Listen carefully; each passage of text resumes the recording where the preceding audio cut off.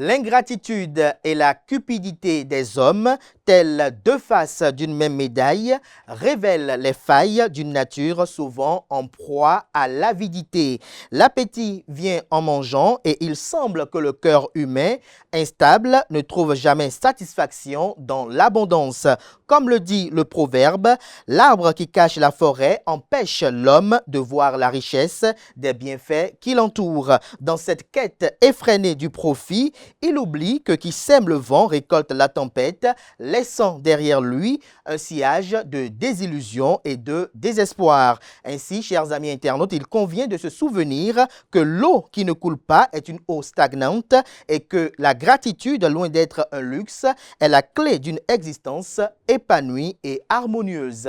Bonjour à toutes et à tous, bon réveil matinal, bienvenue sur Free Matin, ce rendez-vous matinal d'information, d'analyse et de divertissement sur ESAE TV. La presse locale nous informe ce matin que la Cour de répression des infractions économiques et du terrorisme CRIET a émis un mandat d'arrêt international contre l'homme d'affaires Roch Nieri, notamment le beau-frère d'Olivier Bokor, ceci dans l'affaire atteinte à la sûreté de l'État. Vous en saurez davantage dans la presse locale qui informe également qu'une rencontre des leaders du parti politique Les Démocrates a été empêchée dans la commune de Ndali. La dite formation politique a réagi, retrouvé sa réaction à travers quelques parutions de ce mardi.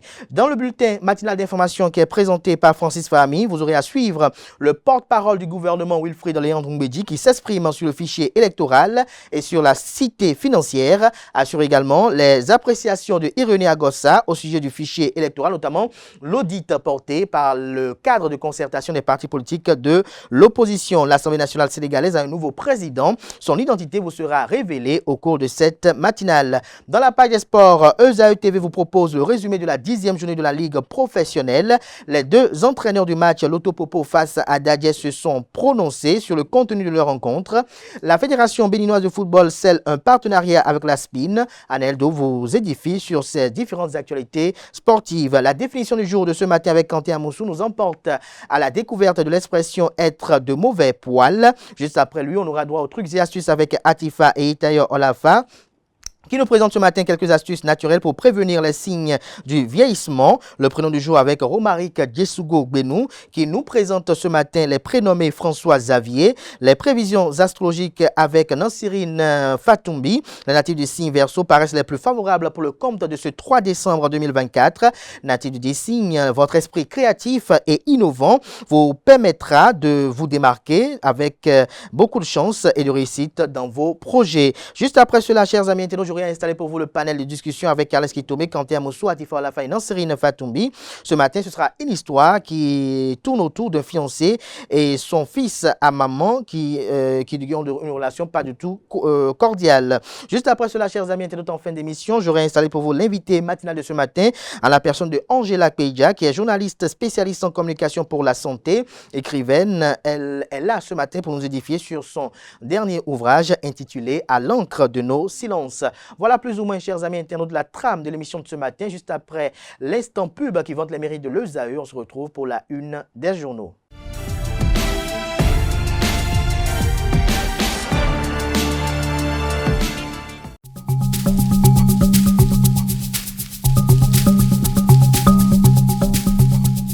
L'ARCEP Bénin communique.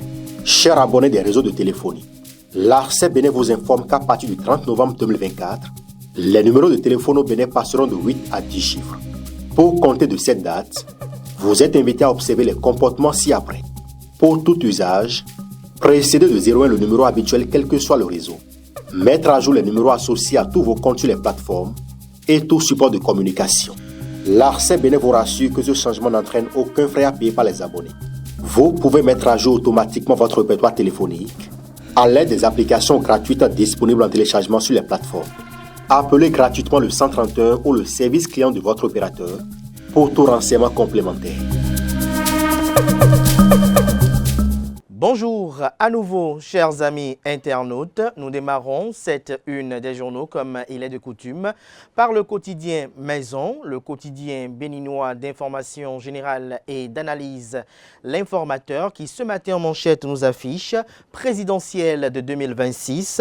Quel candidat pour l'opposition? Le Canard écrit qu'au-delà du combat pour l'audit du fichier électoral et même celui de la relecture du code électoral, l'opposition, sous le couvert du parti politique Les Démocrates, ne met encore pas en exergue son candidat ou son duo de candidats pour la présidentielle de 2026.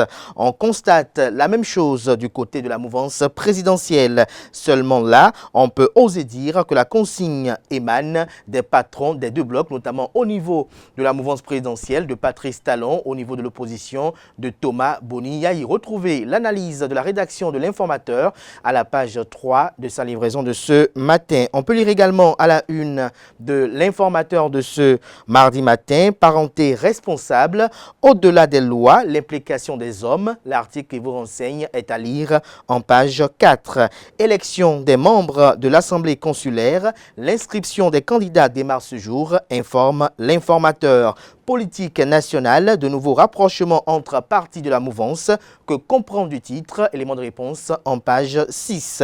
Journal École Sénégal, Ousmane Sonko ne siégera pas au Parlement. Un titre qui convie les fidèles lecteurs, comme à chaque parution, à découvrir dans les colonnes de sa parution les productions journalistiques des étudiants en formation sur les différents campus de l'ESAE, l'école supérieure d'administration, d'économie, de journalisme et des métiers de l'audiovisuel ESAE qui a 4 sites, notamment le site national de Gbedjomede, l'annexe du quartier Akpakpa dans la ville de Cotonou, le site de la ville d'Abomey-Calavi, sans occulter celui de la ville de Parakou. On découvre à présent la une de ce matin du quotidien de service public qui titre en manchette « Stratégie de protection sociale, 709 milliards de francs CFA prévus pour 5 ans » que comprend du titre, élément de réponse à la page 2. On peut lire également à la une de La Nation de ce matin, renforcement de la coopération sino-béninoise. Weng Zhang présente les copies figurées de ses lettres de créance, des précisions en page 3. Fraternité, ce matin en manchette, parle de la cherté de la vie.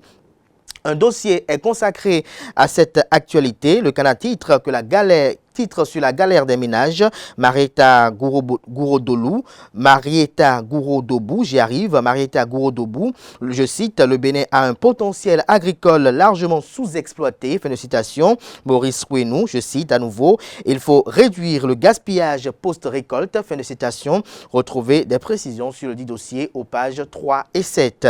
On peut lire également à la une de Fraternité de ce matin, un avis à manifestation d'intérêt du CNL STP pour le recrutement de plusieurs consultants en relance, lequel avis est publié aux pages 8 et 11.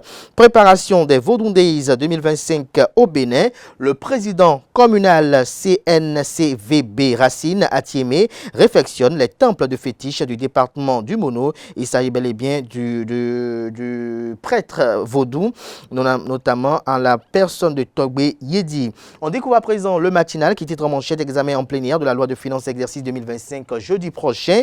Que feront les députés de l'opposition, se questionne le Canard. Un test de conscience pour Nourenou, Achadé et compagnie, estime le confrère. Il écrit noir sur blanc et précise que le jeudi 5 décembre 2024, la loi de finances exercice 2025 sera examinée et adoptée en séance plénière au Parlement. Au regard de la panoplie de mesures sociales et des réalisations d'infrastructures qui s'y trouvent, on se demande si les députés du Parti politique Les Démocrates pourront s'y opposer comme ils l'ont fait en 2023 à l'exception de Léon Basile à Rossi. Un test de conscience donc, conclut le Canard. Le matinal propose également comme titre ce matin à sa une, Pipeline Niger-Bénin.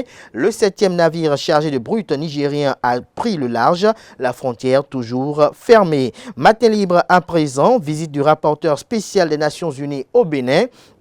Le cas Rekia Madougou, un casse-tête, titre Le Canard. Retrouvez les motivations de ce titre en manchette à la page 2 de sa parution de ce matin. Arrondissement de Ouenou, dans la commune de Ndali, une réunion des responsables du parti politique Les Démocrates empêchée. Le parti met en garde contre cette énième intimidation. Retrouvez la dite mise en garde publiée à la page 3. On découvre à présent la une de l'Indépendant qui parle en manchette du bonheur des acteurs du secteur des enseignements secondaires, techniques et de la formation professionnelle professionnels, le ministre Yves Chabikouaro retient 15 priorités pour un projet de budget de 190 milliards de francs CFA, 300 conseillers et 50 inspecteurs recrutés, la scolarité des enfants des aspirants au métier d'enseignant AME prise en charge. Retrouvez des détails sur ce budget sectoriel pour l'année 2025 à la page 4 de la parution de ce matin du Canard. On lit également à la une de l'Indépendant de John Akitola de ce matin pour la capacité d'impact social de microcrédit. Le Bénin classé premier pour l'inclusion financière de ces projets de microfinance. Au-delà des lois, textes votés sur la santé sexuelle et de la reproduction, nécessité de dépasser les pesanteurs socio-culturelles pour une parenté responsable au Bénin, titre L'Indépendant également ce matin. Émission d'un mandat d'arrêt international contre Roch Nyeri. Ça se complique vraiment pour Olivier Boko, fait observer le Béninois libéré. Séance plénière à l'Assemblée nationale. L'examen du projet de loi de finances gestion 2025 prévu ce jeudi. On lit également à la une de le Béninois libéré de ce matin, décès d'un proche du ministre d'État en charge de la coordination de l'action gouvernementale et du développement. Le message de condoléances de Biotchané est à retrouver dans les colonnes de la parution ce matin du Canard. L'économiste, quant à lui, parle de consultation intergouvernementale bénino-allemande. Les 5 axes prioritaires de coopération pour la période 2025-2026 vous sont exposés à la page 11. Nord-Sud quotidien à présent, les patriotes, les affidés de Mathieu Kérékou créent leur parti politique. Retrouvez des précisions à la page 3. Parenté responsable, pourquoi les hommes doivent s'impliquer. Retrouvez des détails en page 4. Palmarès à présent, polémique autour de l'audit du fichier électoral. Du confusionnisme total, l'article à lire à la page 3 de la parution de ce matin du journal. Mise en œuvre du projet APAC, les acteurs de 5 pays cibles se concertent à Grand Popo, ouverture ce lundi d'un atelier intermédiaire d'évaluation à mi-parcours. Le confrère de la matinée, non-participation des bodybuilders béninois au NAC international pour défaut de visa, des attaques perfides contre le ministre Benoît Dato qui montrent l'ignorance dans laquelle se baignent certains qui prennent les informations de rue comme des vérités d'évangile auprès de leur parapluie atomique. Les commis à l'œuvre de la désinformation et de l'intoxication doivent savoir que le ministère des Sports n'a pas compétence à délivrer des visas. Philao News communique ce matin en manchette, les hommes s'engagent en toute franchise dans la campagne d'activisme contre les violences faites aux femmes et aux filles. Le maire de la ville d'Abomey-Calavi, Angelo Arwandino, porte le combat des femmes et des filles. Retrouvez des détails sur cet engagement dans les colonnes de la parution ce matin du quotidien. L'emblème du jour informe que, au sujet de l'affaire atteinte à la sûreté de l'État, un mandat d'arrêt international est émis contre Roch Nyeri, beau-frère d'Olivier Boko. C'est une émission qui émane de la Cour de répression des infractions économiques et du terrorisme Criette. D'ample précision à lire à la page 3. Mise en œuvre du programme d'action du gouvernement 2021-2026 dans les secteurs du tourisme, de la culture et des arts. Des journalistes s'imprègnent des grandes réalisations à Porto Novo et à Diarra. Le pays émergent ce matin, un nouveau sponsor pour le football béninois. La SBIN SA décide d'accompagner la Fédération béninoise de football pour une période de 5 ans avec 1,5 milliard de francs CFA. La signature de l'accord de partenariat entre les deux parties a eu lieu ce lundi. Sur l'image, on aperçoit le ministre des Sports au milieu, Benoît Dato. Vous avez le patron de la SBIN qui est à sa gauche et à sa droite, le patron de la Fédération béninoise de football, Mathurin de Chacus. Championnat national du CNP Bénin édition 2024. Les meilleurs de la saison récompensée, les associations reçoivent du matériel et des dotations financières. Défi relevé par le président du CNP Bénin, Abdelrahman Ouourou Barré et son bureau. Interdiction de manifestation des militants du parti politique Les Démocrates à Ondali. Le parti de l'ancien président de la République Thomas Boni-Yahi réagit et condamne avec véhémence. Bientôt des poursuites contre le commissaire de police de l'arrondissement de Ouénou et tous les complices. Décryptage info à présent, revue annuelle du secteur énergétique, des progrès obtenus, des perspectives prometteuses pour l'accès à l'électricité. Dynamisme info à présent, dispersion du rencontre des démocrates à Ndali. Le parti politique d'opposition dénonce une violation des libertés et menace. L'investigateur du jour, quant à lui, Karimama Daniel Eda, salue la résilience des habitants et appelle à une solidarité. On découvre à présent la une du quotidien L'Observateur. 16 jours d'activisme pour barrer la voie aux violences faites aux femmes au Bénin. Sa Majesté Noutchewe Ahantou Agbangbe Akaba adhère à cette noble initiative. Une campagne contre la maltraitance de la gente féminine, une initiative à pérenniser pour l'épanouissement de la femme. Affaire tentative de coup d'État, mandat d'arrêt contre Roch Nieri, beau-frère d'Olivier Bocol, nous informe également le quotidien L'Observateur. La boussole quant à lui ce matin sous la houlette du ministre d'État en charge de la coordination de l'action gouvernementale, Abdoulaye Biotiane. Biokou Romulus s'active pour une inclusion financière effective au Bénin. Son staff et lui démultiplient les ateliers de dissémination. Retrouvez d'amples précisions sur les différentes activités menées ça et là dans les colonnes de la page ce matin du journal. Le grand jury nous emporte au Sénégal où Malik Ndiaye est élu président de l'Assemblée nationale de la 15e législature à 41 ans. Du coin info, construction d'autoroutes en Afrique de l'Ouest, le Bénin bénéficie de 127 km sur les 1028 prévus. Le Canada nous apprend que la Banque africaine de développement BAD a indiqué le lundi 2 décembre dernier dans le projet de construction d'autoroutes reliant 5 pays dans l'Afrique de l'Ouest. Il s'agit essentiellement de la Côte d'Ivoire au Nigeria en traversant le Ghana, le Togo et le Bénin. À cet effet, le Bénin bénéficie sur les 1028 km de voirie commerciale un corridor de transport économique adopté par les États membres de la Banque africaine de développement dont l'objectif est de permettre une industrialisation transformatrice le long des autoroutes côtières afin de rehausser la croissance économique exponentielle des États membres. Selon les études et les besoins, le dispatching de la répartition dans chaque État est annoncé comme suit. 144 km d'asphalte seraient construits sur le territoire ivoirien, 520 km au Ghana, 90 km au Togo, 127 km au Bénin et 82 km au Nigeria. En somme, 1028 km d'autoroutes côtières et 63 échangeurs sont à pied d'œuvre d'ici 2030 pour le renforcement de la libre circulation des personnes et des biens, sans oublier également des services en Afrique. Retrouvez d'amples précisions à la page 2. On boucle avec le quotidien spécialiste des questions éducatives Éducation, qui titre en manchette Samassignan sur l'éducation des adultes, une clé pour relever les défis. Retrouvez des précisions aux pages 14, 15 et 16. 10e édition du Salon de l'Emploi. Les étudiants exposent leurs innovations, lesquelles vous sont rapportées à la page 5. Ce sera tout pour la présentation de quelques titres parus ce jour dans la presse locale. Les quotidiens sont disponibles dans les kiosques, également accessibles en ligne. Merci de votre attention. Free Matin se poursuit.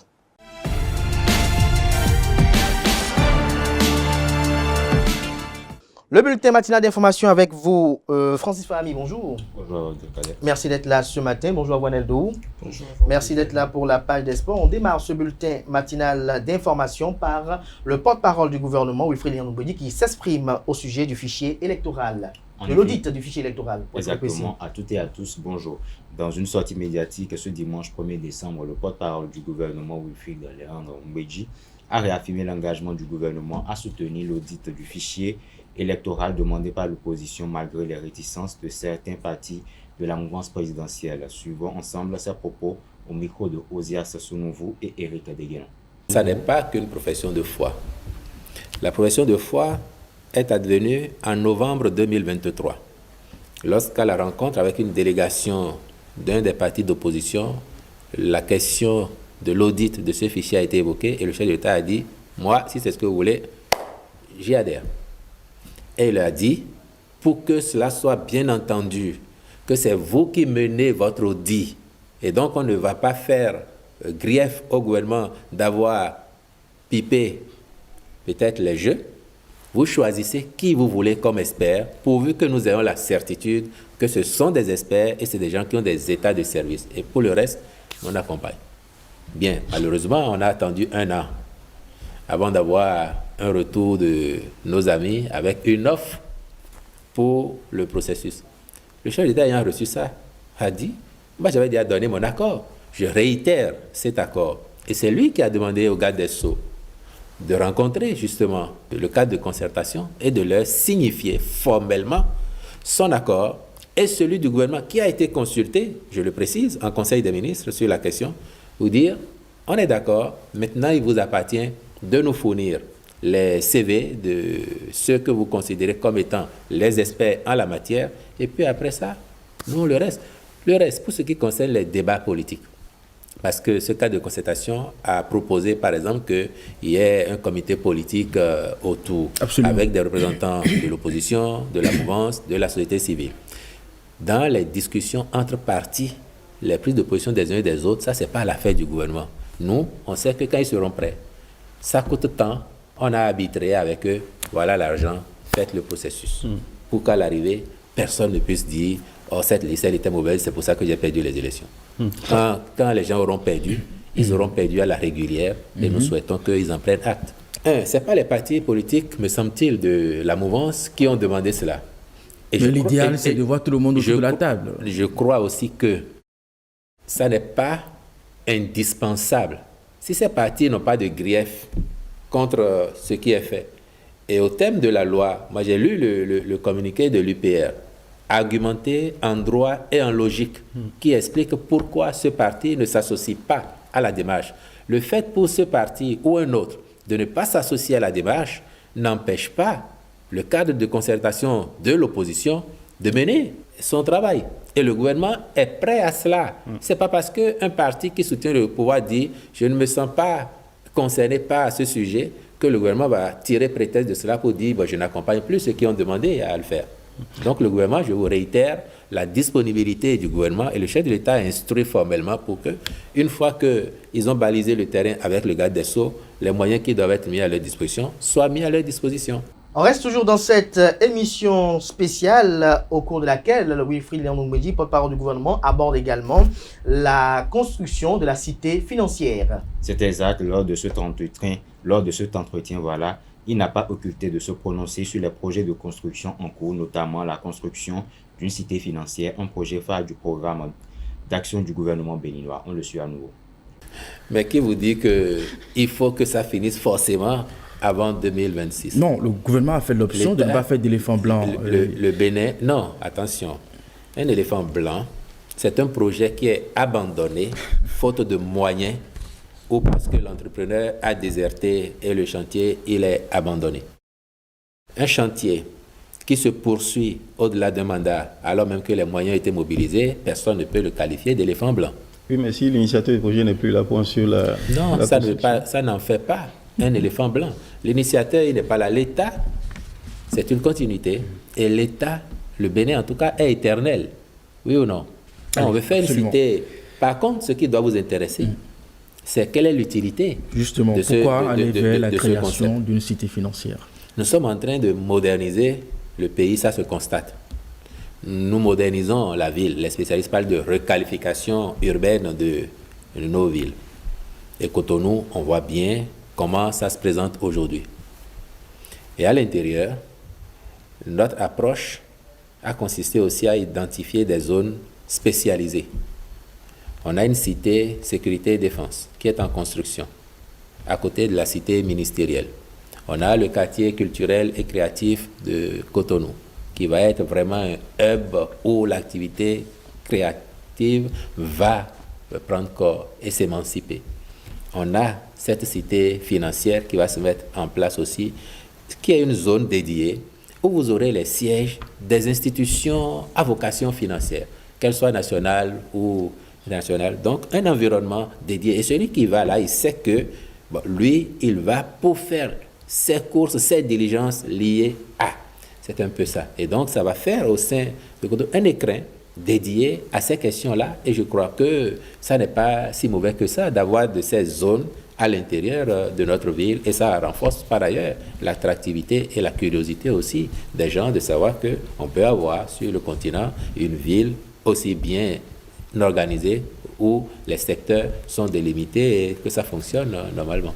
On revient à cette actualité, notamment liée à l'audit du fichier électoral porté par le cadre de concertation des partis politiques de l'opposition dimanche dernier. Irénée Agossa a eu à opiner sur cette question d'actualité. Invité sur Esaü TV, Irénée Josias Agossa, membre de l'Union progressiste Le Renouveau, s'est prononcé sur plusieurs sujets d'actualité, dont la demande d'audit du fichier électoral formulée par le cadre de concertation des partis de l'opposition. Suivons-le au micro de Abdelkader Achirou et de Billy Gaïlaïbi. D'abord, il faut dire que la notion de fichier électoral n'existe plus. Avec l'évolution de la loi, il n'y a plus de fichier électoral au Bénin. Il a la liste électorale informatisée.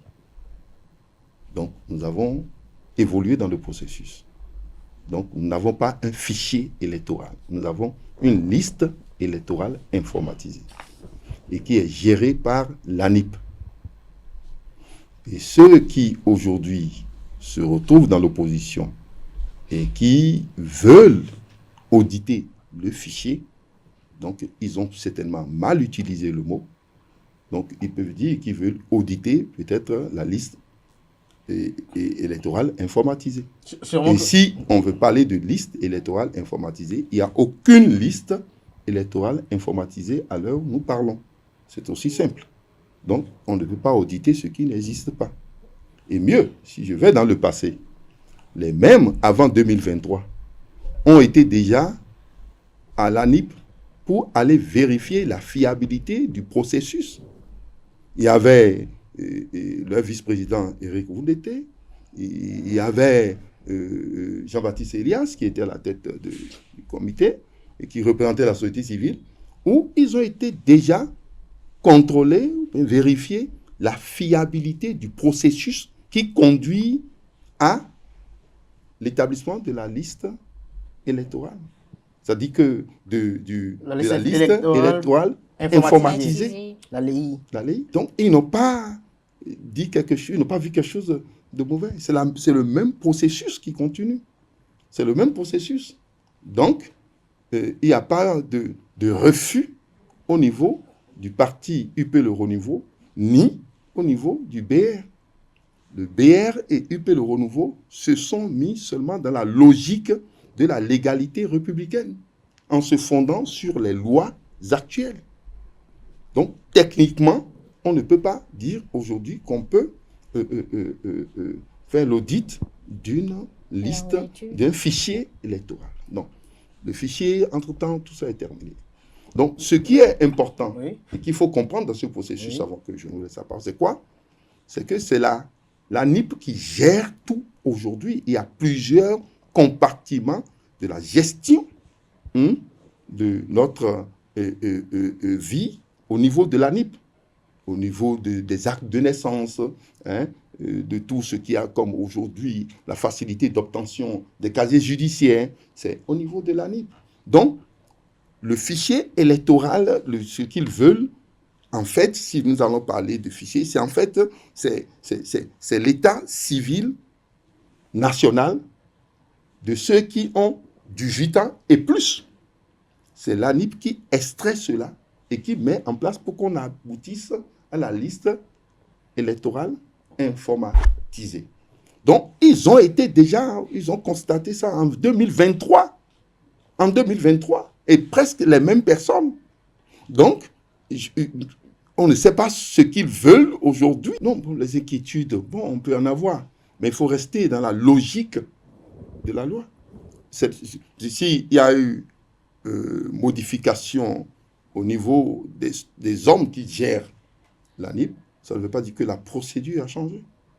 Ça veut dire qu'il y a des procédures. Et au niveau de l'ANIP, vous avez aussi des procédures qui, en fait, font en sorte que vous ne pouvez pas commettre les mêmes erreurs. C'est-à-dire, il y a des évaluations.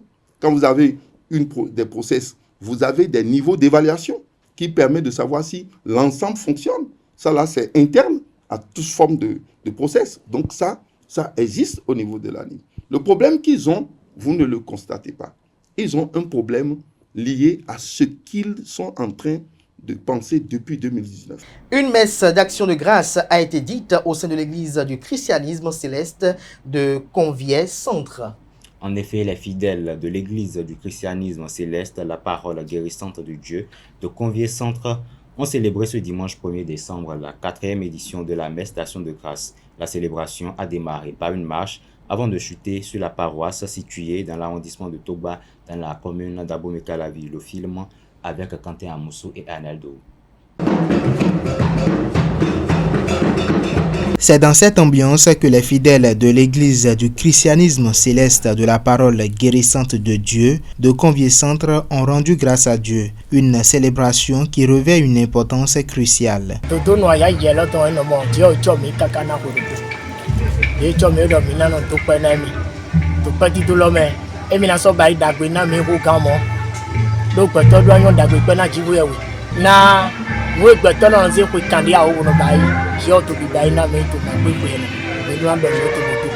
Pour cette 4e édition, l'évangile du vénérable suprême évangéliste Luc Agbaoussi rappelle les fidèles chrétiens au respect des recommandations de Dieu. Josué dit, donc Josué est si maou, au segredo qu'on a monsé, bon dès y démoncé c'est, y wazir au ben nous quand on a Israël yopole, bon nous de maou donné ouais non do, et nous mi qu'on a gouné, ni y sous cet on a gouné chofaton, Dieu n'a qu'on a égé bagbe au longtemps mais, bon y manan boairo. Fidèles chrétiens, invités et parrains d'événements se réjouissent de cette célébration. Pour la Bible, vous dites paisiblement, librement, sans rien gêner, les pays normal. Bonne maison fidèle vous jeter. Bois-moi, ah non, ah oui, et doit dans tout film. Il peut y a quand même dans dos et que charger là, sur la vie. C'est l'abondance que nous attendons, c'est-à-dire l'abondance dans la foi, l'abondance dans la paix. En espérant jouir des fruits de cette messe d'action de grâce, les fidèles se donnent rendez-vous pour la prochaine édition. On finit avec le Sénégal qui a un nouveau président de l'Assemblée nationale. Exactement, Malik Ndiaye de PASTEF est élu ce lundi 2 décembre après l'installation solennelle de la 15e mandature. En internaute, les travaux ont été conduits par le doyen d'âge Alaken. À noter que Aïb Daf est élu président du groupe parlementaire PASTEF et Aïssata Tal, présidente du groupe parlementaire Takoualo. Le vote s'est déroulé lors de la session inaugurale de la nouvelle législature. Seul candidat en lice, il est passé avec 134 voix pour, 22 députés ont voté contre et 7 autres se sont abstenus sur les 163 votants. Le président de l'Assemblée nationale du Sénégal est âgé de 41 ans. C'est tout pour le bulletin matinal de ce matin. Merci à vous pour cette présentation du bulletin matinal d'information. On retrouve à 19h Billy Gaël pour la grande édition du journal télévisé sur EZAO TV. Place à présent à la page des sports sur Free Matin. Aneldo, bonjour à nouveau. Dans un premier temps, vous nous faites suivre le résumé de la 10e journée de la Ligue professionnelle. Effectivement, EZAO TV a couvert plusieurs matchs de la 10e journée de la Ligue professionnelle de football du Bénin. Nous vous proposons ce résumé qui est une réalisation de Djissou Benou. 10e journée de la Ligue Pro au Bénin, de beaux jeux dans les pieds des différents joueurs. 11 matchs couverts par la rédaction sportive de EZAO Télévision. Dans le groupe A, déjà entre Dynamo et Boa, le score est resté vierge. C'est tout le contraire entre les Cavaliers et l'équipe dynamique qui a totalement manqué de dynamisme cette journée. Elle s'est inclinée 0 but contre 2 face à son adversaire.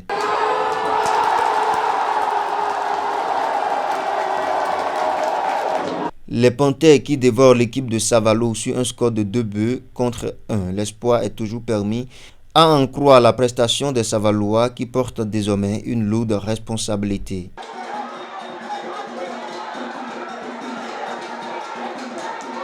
Entre Damissa et Takounen, c'est Damissa qui a damé le pion de son adversaire en inscrivant 2 buts contre 0.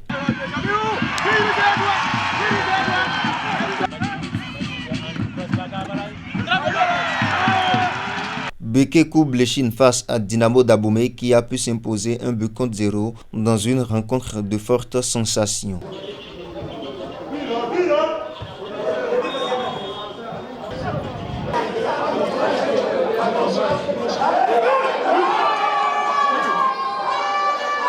Dans le groupe B, Aspac domine sur une large victoire de 2 buts à 0 son vis-à-vis. La jeunesse sportive de Ouida a manqué de réalisme et repart avec désolation. Coton, une fois encore, perd la balance face à Ayema. Oui, 2 buts contre 1. C'est le score qui a sanctionné la rencontre le plus gradé de la Ligue professionnelle au Bénin, très déséquilibré cette saison.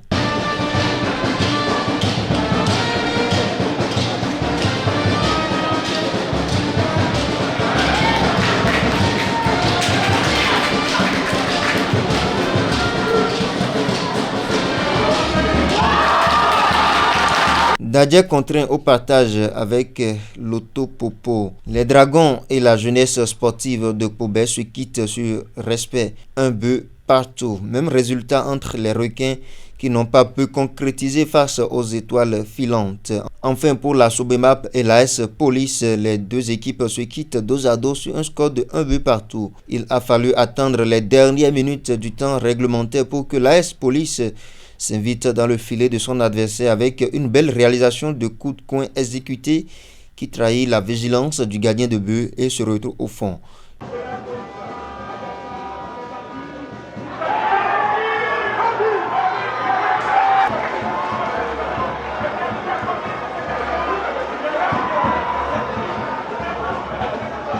Quatre minutes plus tard, alors que le temps additionnel coulait à flot, la Sobemap vient créer la surprise. À 1 minute du coup de sifflet final, les Verts reviennent au score et créent de l'émotion et de la tristesse.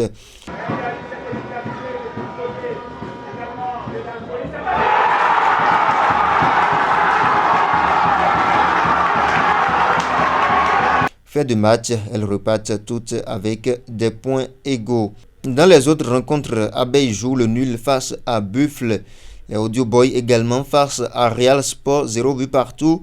Asvo s'impose 3 buts à 0 face au Cotonois. Jack fait 2 buts face à Aziza.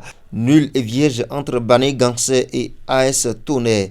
Même résultat entre USS Kraké et Sitatunga.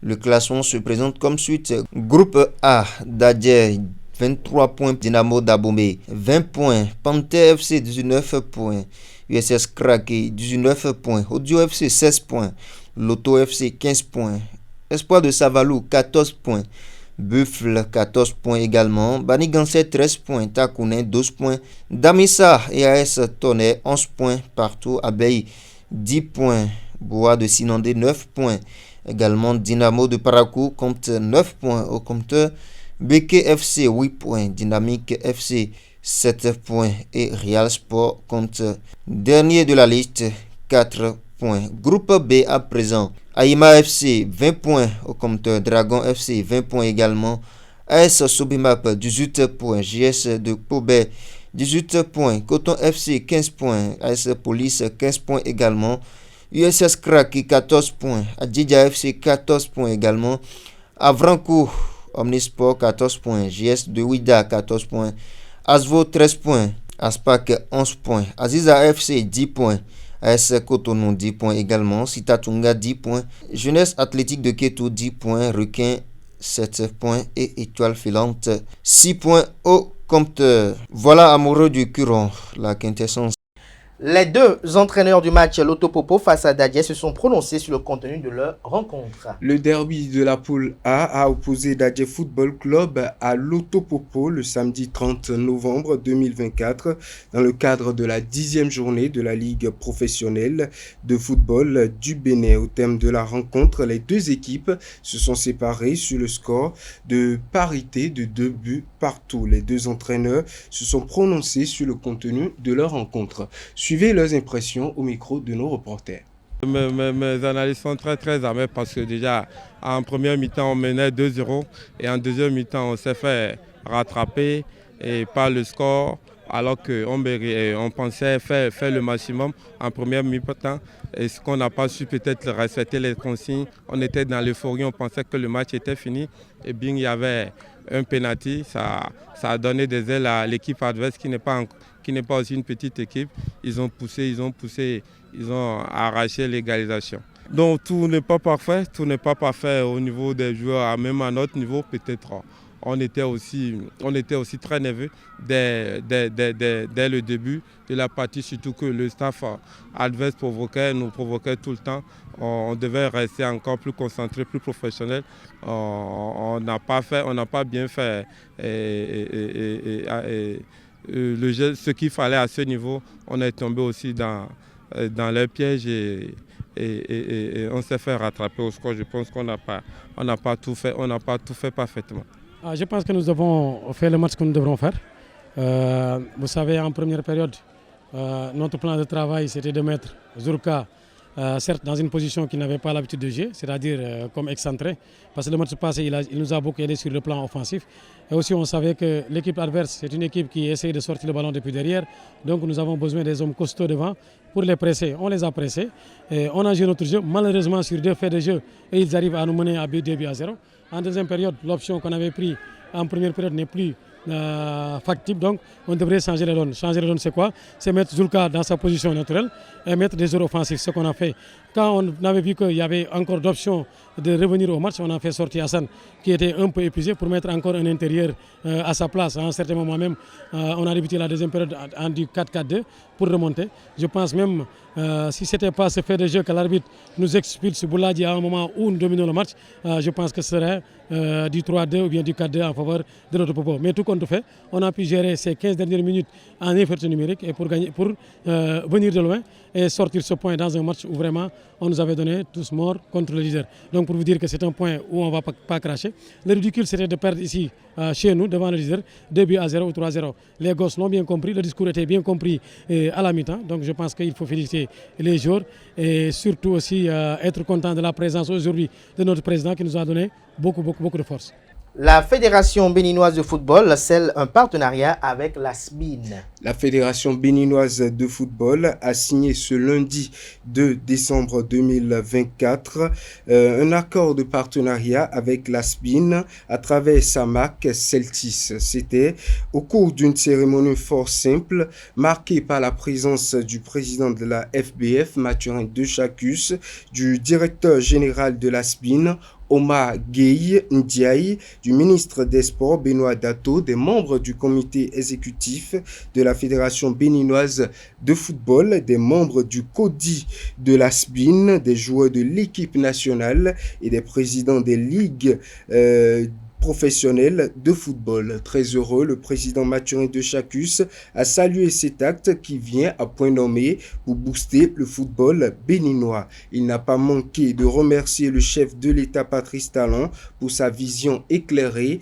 du sport en général et du football en particulier. Le ministre des Sports a révélé que cet acte d'accompagnement de la SBIN donnera un coup d'accélérateur au football béninois. La cérémonie s'est achevée avec la signature du contrat avec un contenu couvrant 5 années pour un financement de 1,5 milliard de francs CFA. Le Bénin se prépare activement pour le championnat du monde de pétanque. Le Bénin sera fièrement représenté à la 51e édition du championnat du monde de pétanque qui se tiendra à Dijon. Emmenée par le sélectionneur Thierry Babagbetor, l'équipe béninoise affiche une composition de haut niveau avec Bior Marcel Gbetablé, à Goncan, Emmanuel et Roland Fagbon. La délégation a quitté Cotonou le dimanche dernier avec l'espoir de se hisser parmi l'élite mondiale de la discipline. En renfort stratégique, Vivian Zinvidjo, un officier de réserve, rejoindra le groupe pour la dernière phase de préparation en France. Ce mondial constitue une opportunité unique pour le Bénin de briller sur la scène internationale. Entre la précision tactique de ses joueurs et une préparation minutieuse, l'équipe s'avance avec détermination pour défier les plus grandes nations de pétanque. Dijon 2024 promet d'être un théâtre de défis palpitants pour ces ambassadeurs de la pétanque béninoise. Merci à vous pour cette présentation de la page des sports. Merci une fois encore à Francis Fahmy pour sa présentation du bulletin matinal d'information. À présent, on appelle en plateau Kanté Amousso et Atifa Olafa pour la définition du jour et les trucs et astuces.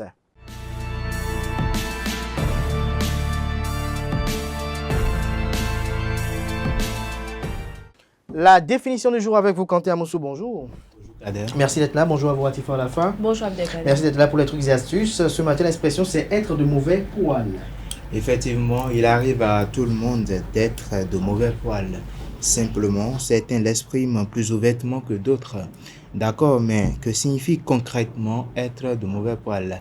Amis internautes, bonjour. Être de mauvais poil veut simplement dire être de mauvaise humeur, être mal disposé si vous voulez.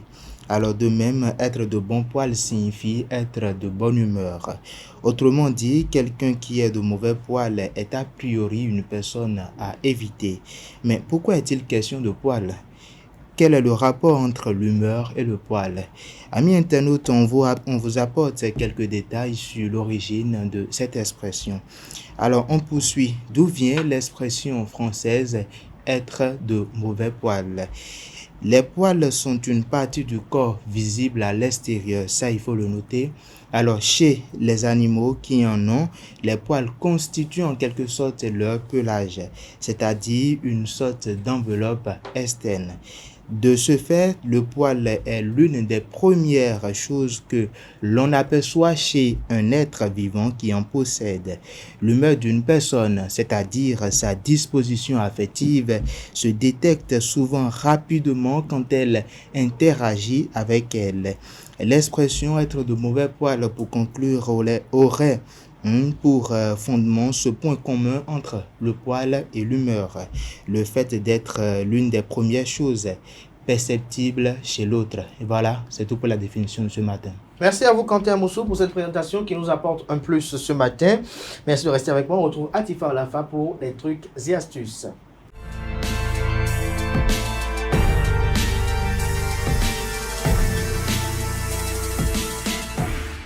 Atifa Alafa, bonjour à nouveau. Bonjour à nouveau, Abdelkader. Quelques astuces naturelles pour prévenir les signes du vieillissement. C'est bien cela, amis internautes. Bonjour, ravi de vous retrouver ce matin. Quelques astuces naturelles pour ralentir le vieillissement de la peau.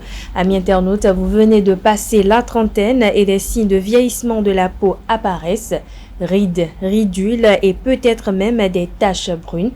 En cause, l'âge bien sûr, mais aussi le manque de sommeil. Alors comme première astuce, déjà éviter le tabac et l'alcool, qui est le meilleur moyen de lutter contre le vieillissement du visage ou de la peau. On ne le répétera jamais assez, le tabac et l'alcool sont mauvais pour la santé, mais aussi pour votre peau. Les enzymes de la fumée de cigarette détruisent l'élastine et le collagène, faisant perdre de la souplesse à votre peau. C'est donc le bon moment d'arrêter de fumer et de boire avec modération. Deuxième astuce, adopter une alimentation anti-âge. La santé de la peau passe d'abord par une alimentation saine et variée.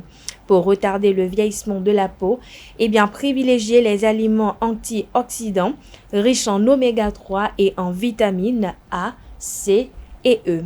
Les antioxydants aident le tissu cutané à lutter contre le vieillissement. Les oméga 3 protègent contre le vieillissement, ou préservent autant pour moi l'élasticité et la souplesse de l'épiderme. Et enfin, la vitamine A qui protège votre tissu cutané du soleil. Alors, comme exemple d'aliments à consommer pour conserver une peau jeune, misez sur les épinards, la tomate, la betterave, l'haricot rouge, le saumon, le maquereau, la sardine, l'huile d'olive, l'huile de tournesol, la carotte, les œufs, les oranges, le poivron, le kiwi, la pamplemousse, les noisettes ou encore les amandes. Troisième astuce, halte au stress pour ralentir le vieillissement cutané. Vous vous demandez sûrement comment le stress peut faire vieillir prématurément votre peau. Tout simplement car il dénature la barrière protectrice de l'épiderme. Afin de lutter contre le vieillissement de la peau, il est recommandé de pratiquer une activité physique régulière comme le yoga ou la marche, ou vous octroyez tout simplement des moments de détente comme des massages. Et enfin, dernière astuce, privilégier un bon sommeil pour ralentir le vieillissement cellulaire.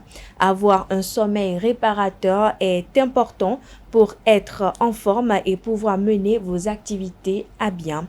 Mais c'est aussi bon pour votre peau car durant cette période, votre peau où votre tissu cutané se régénère et fabrique l'hormone de croissance fortifiant l'élasticité de l'épiderme. Amis internautes, retenez tout simplement qu'en quantité importante sur le long terme, cela entraîne, je veux parler du sommeil, un bon sommeil, réduit autant pour moi, le vieillissement cellulaire de la peau. Par conséquent, privilégiez le sommeil et ménagez-vous. Voilà, amis internautes, c'est tout pour l'As du jour. Merci et à demain. Merci à vous, Atifa Alafa, pour cette présentation. Merci encore à vous, Quentin Onsou. À présent, on appelle Romaric Djessougou-Gwenou et Nasrin Fatoumi pour le prénom du jour et les prévisions astrologiques.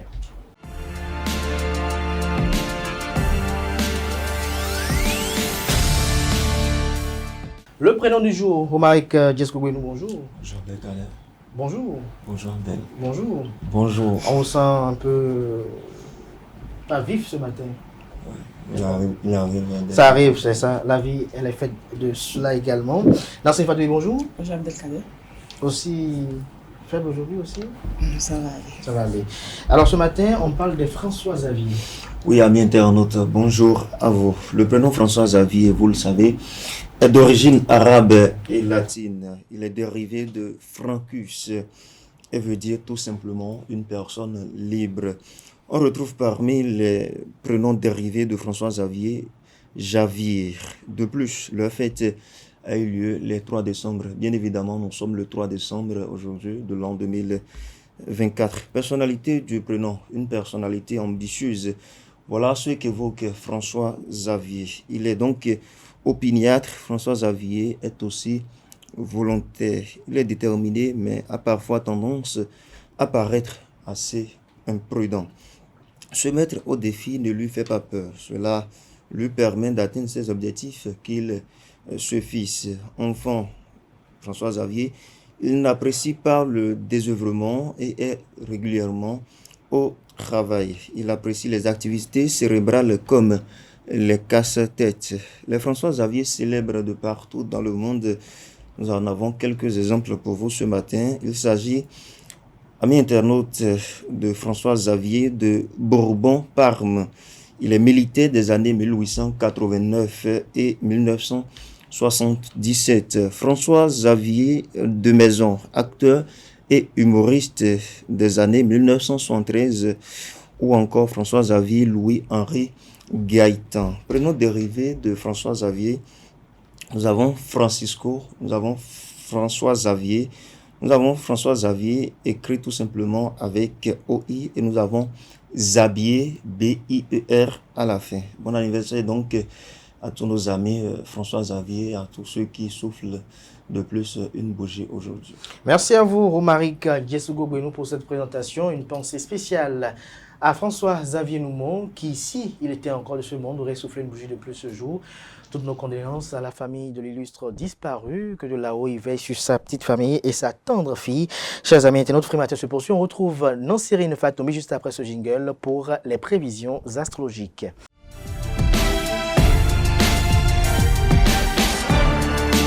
Nasrin Fatoumi, bonjour à nouveau. Bonjour à nouveau, Abdelkader. Alors que dit les prévisions astrologiques pour nos amis internautes ce matin? Amis de la rubrique horoscope, bonjour et bienvenue. Bélier, vous êtes déterminé à atteindre vos objectifs que vous vous êtes fixés et rien ne pourra vous arrêter. Aujourd'hui, vous avez toutes les cartes en main pour réussir vos projets. Amis Taureau, soyez à l'écoute de vos intuitions et faites confiance en votre jugement. Vous avez les capacités pour prendre les bonnes décisions. Gémeaux, votre esprit d'équipe sera particulièrement apprécié. Aujourd'hui, vous saurez fédérer vos collègues autour d'un projet commun et les motiver pour atteindre les objectifs. Natifs du signe Cancer, soyez à l'écoute de vos émotions et exprimez-les sans crainte. Le dialogue est essentiel pour maintenir un équilibre dans tous les aspects de votre vie ce jour. Lion, votre ambition et votre persévérance vous permettront d'atteindre vos objectifs professionnels. En outre, vos efforts seront récompensés à leur juste valeur. Chers amis vierges, votre rigueur et votre sens de l'organisation sont vos atouts majeurs aujourd'hui. Vous saurez gérer vos dossiers avec efficacité. Balance à présent, apprenez à lâcher prise et à vous détacher des préoccupations matérielles. L'essentiel se trouve dans les relations humaines et les échanges sincères. Chers Scorpions, ne laissez pas les obstacles toujours vous décourager. Vous avez la force et la volonté nécessaires pour les surmonter et atteindre les objectifs que vous vous êtes fixés.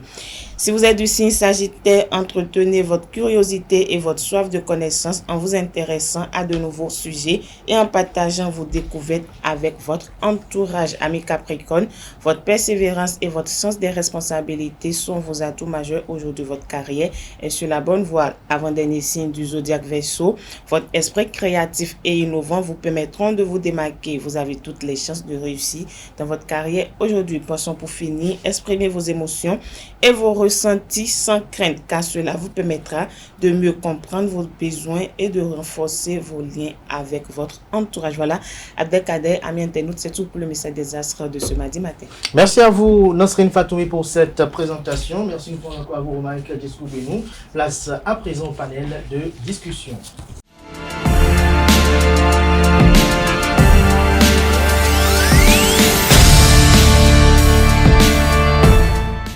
Le panel de discussion, Kalaski Tomi, bonjour. Kanté Amoussou, bonjour à nouveau. Bonjour à nouveau. Merci d'être venu. Bonjour à nouveau, Romaric Djeskou-Benou. Bonjour. Bonjour à nouveau, Atifa Alafa. Bonjour à nouveau, Abdelkader. Alors, l'histoire de ce jour, c'est les parents de mon fiancé sont riches et, comme on le dit souvent, riches comme Crésus. Seulement, ils sont séparés depuis plusieurs années. Son père a toujours vécu en Europe et n'a jamais voulu le voir. Sa mère, par contre, c'est le contraire. Ils sont tout le temps fourrés ensemble et c'est son seul enfant. Je me suis fiancé à Jacques il y a un an et chaque décision qu'il prend doit toujours passer par sa mère. Par exemple, j'ai voulu qu'on aille au restaurant le week-end dernier. Il a dû en parler avec sa mère avant d'accepter. Il y a quelques jours, j'ai essayé d'en discuter avec lui et il m'a dit que sa mère est la personne la plus importante que toute sa vie et qu'il ne peut rien faire sans elle et qu'il ne doit rien faire sans elle. Il a même ajouté que si cela ne me convenait pas, je pouvais partir. Kalaski Tomé, quel conseil? Quel conseil? Je crois que la situation est plutôt délicate et il faudrait vraiment faire preuve de sagesse pour pouvoir rester dans cette relation.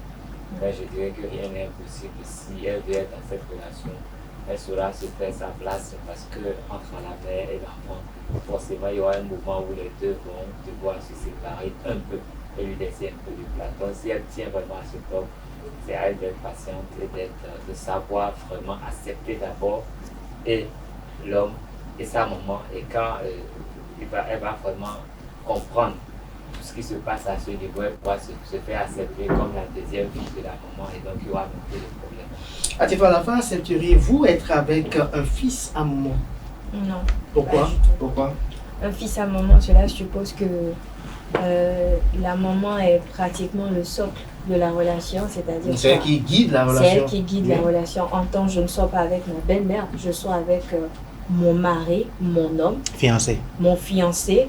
Et donc, même si c'est vrai que c'est la mère qui lui a, c'est grâce à la maman grâce à elle que je l'ai rencontré. Voilà. Mais Dieu même a dit, possession de lui. Mais Dieu même a dit, l'homme quittera son père et sa mère. Ou bien, pour aller se marier. Je ne dis pas qu'il faut abandonner sa maman, qu'il faut forcément il faut honorer les parents, il faut leur accorder, leur donner leur place en tant que parents, en tant qu'aînés. Mais lorsque la maman, surtout, parce que c'est nos mamans qui ont ces petits comportements-là, lorsque la maman arrive quand même à déteindre dans la relation au point où il faut toujours son avis pour évoluer à un moment donné, il faut arrêter. Si on discute et qu'on arrive à trouver un terrain d'entente, il n'y a pas de souci. Mais dans le cas où ça persiste, chacun prend son chemin parce que moi, je veux mon homme, je veux mon fiancé et je ne veux pas de ma belle-mère en tant que mari, mais je veux de ma belle-mère en tant qu'un guide, en tant que celle qui m'oriente, celle qui me conseille à des moments donnés. Mais si je dois faire un choix, franchement, mon homme ou rien. Votre homme ou rien. Non, mais mettez-vous à la place de cette maman avant de parler comme vous le dites. Non, mais vous savez, il y a de ces mamans-là aussi qui abusent au point où elles se disent, parce que lorsque vous avez une maman qui a comme enfant unique, elles ont parfois tendance à, je ne refuse pas, mais elles ont parfois tendance, imaginez aussi comment la femme se sent aussi dans sa peau, puisque un homme qui prend la permission de sa maman avant d'aller dîner dans un restaurant avec sa fiancée, avec presque sa moitié, il y a un problème. Il est l'œuvre de sacrifice de sa maman. Kanté Amoussou, qu'est-ce que vous pensez sur cette histoire? Je pense qu'il n'y a pas véritablement de problème qui se pose, d'autant plus que la maman sait ce qu'elle a vécu avec son enfant. Son enfant, oui. Il y a plein de paramètres qui peut-être entrent en jeu et qu'on peut comprendre. Comprendre, d'accord, oui, mais je pense également qu'il faut essayer de trouver le moyen pour qu'il y ait cet équilibre-là. Parce que tant qu'il n'y a pas d'équilibre, c'est que la relation de l'autre côté, ça va vaciller. Mais il y aura une autre femme qui viendra. Le même problème peut continuer, pas persister. Alors, c'est à l'homme quand même de prendre des initiatives qu'il faut. Mais la femme, ce n'est pas le moment de commencer par huer, pas dire des choses qui ne sont quand même pas appropriées. Parce que c'est plutôt le moment à elle de rechercher l'amour de la belle-mère là. C'est vrai qu'il y a des belles-mères capricieuses, je suis d'accord, mais elle doit quand même faire ce travail-là qui va les amener plutôt à retrouver l'harmonie. À retrouver la monnaie. Est-ce que selon vous, Omari Kedjes Ogbenou, est-ce que cette jeune fille doit quitter son homme parce qu'elle estime que la belle-mère prend le contrôle, pour ne pas dire guide la relation, si on peut le dire ici? Déjà, si elle guide la relation, ça veut dire qu'elle avait été forcée à arriver dans la relation. Et dans l'intitulé du sujet, elle a parlé gros français. Elle a dit voilà, que ça devient intolérable ou du moins que c'est intolérable. Intolérable, c'est pas quand même gros français. C'est gros français parce qu'elle aurait pu dire qu'elle n'arrive plus à supporter. Que ça devient peut-être insupportable. Mais elle dit que non. C'est plus doux. Mais quand elle dit que c'est intolérable pour un garçon, pour un enfant garçon, sa mère, de pouvoir se partager des choses ou bien de pouvoir se retrouver, je ne sais pas. Moi, je trouve que c'est exagéré. Mais non, ce n'est pas une raison pour que le monsieur s'intéresse beaucoup plus à sa maman qu'à sa femme. Comme Atifa l'a dit tout à l'heure, moi aussi j'ai oublié la partie biblique qu'il dit. On dit que voilà, l'homme quittera son père et sa mère s'attachera à sa femme. Ça ne veut pas dire qu'il doit... Et il faut même ça ne veut pas dire qu'il va nécessairement oublier sa famille. Sa maman, c'est quand même elle qui l'a mis au monde et qui a tout pris en charge et tout. Mais est-ce que la nature des rapports ne résulte pas du passé? Ça ne veut pas justifier le fait que... Ça ne veut pas justifier le fait qu'un homme ait décidé déjà de prendre une femme comme fiancée ou bien comme épouse. Il doit pouvoir... Ce que je veux comprendre dans cette situation, c'est dire qu'il n'est pas encore prêt, en fait, pour une vie à deux. Alors, il n'est pas encore prêt. S'il était prêt, il n'allait pas demander l'autorisation de sa maman pour aller au restaurant avec sa fiancée. Peut-être qu'il c'est souvent, beaucoup ne seront pas d'accord avec moi ce matin, c'est souvent ce qui amène les femmes à peut-être utiliser des moyens qu'il faut pour pouvoir canaliser leur offre. Parce que vous savez, il faut dire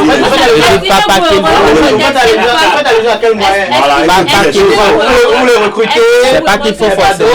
Il faut que nos amis nous comprennent. Estimez-vous que cette femme-là aujourd'hui, vous parlez de quel moyen? c'est intolérable, c'est quelque chose qu'elle ne peut plus suivre. De quel moyen? Mais à un moment donné, elle prendra les moyens. Elle ne prendra pas les moyens qu'il faut. Tous les moyens qu'il faut. Vous savez, la femme, lorsqu'elle veut quelque chose, un chien de garde, elle n'y arrive pas tous les moyens. Et vous savez, lorsque la femme, par exemple, et souvent dans la plupart des cas, c'est quoi? C'est cette même maman qui donne peut-être l'argent au mari pour pouvoir entretenir son foyer. C'est ça, je dis, il n'est pas prêt.